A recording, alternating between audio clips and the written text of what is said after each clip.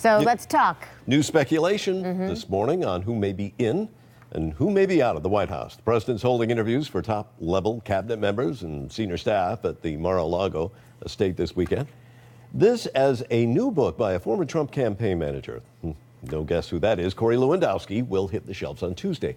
And according to the Washington Post, that book alleges dozens of officials in Washington are working to undermine the president. CNN chief media correspondent and anchor of reliable sources, Brian Stelter, with us now.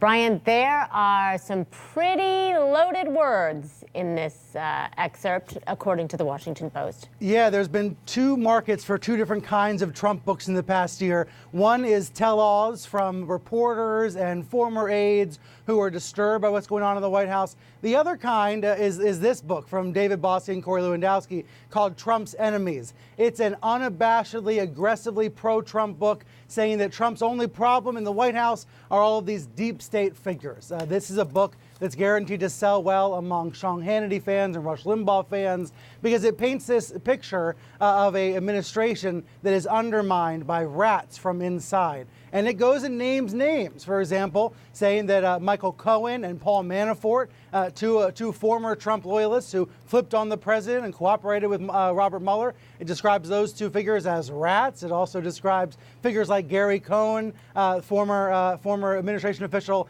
as a limousine liberal, and it goes on like that. So it's a reminder again that the book is a reminder that this administration has been rocked by different fiefdoms, by infighting among different fiefdoms. Someone like Lewandowski, who didn't get a job in the Trump White House, he's been on the outside, sometimes stirring up trouble. But he did get an interview with the president for the book. Bossie and Lewandowski sat down with the president for a very friendly chat, and some of it appears in the book. And here's one of the standout passages, I thought, one of the most notable lines. The president said, yes, it is. I really mean it when I say the fake news is the greatest enemy of the people.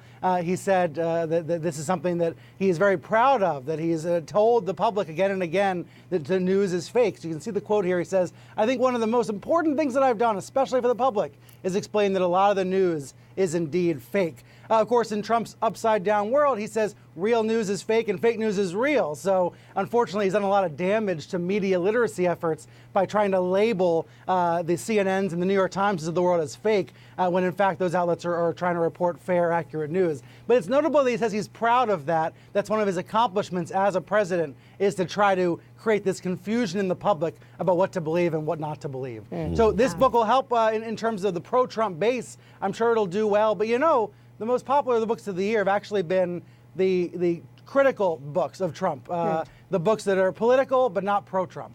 Okay, so with that said, how's Michelle Obama's book sales? Well, that's what I'm so intrigued by this week. Michelle Obama's book, in its first week on sale, has sold more than 1.4 million copies. This is an off-the-charts figure for any author, even for a first lady.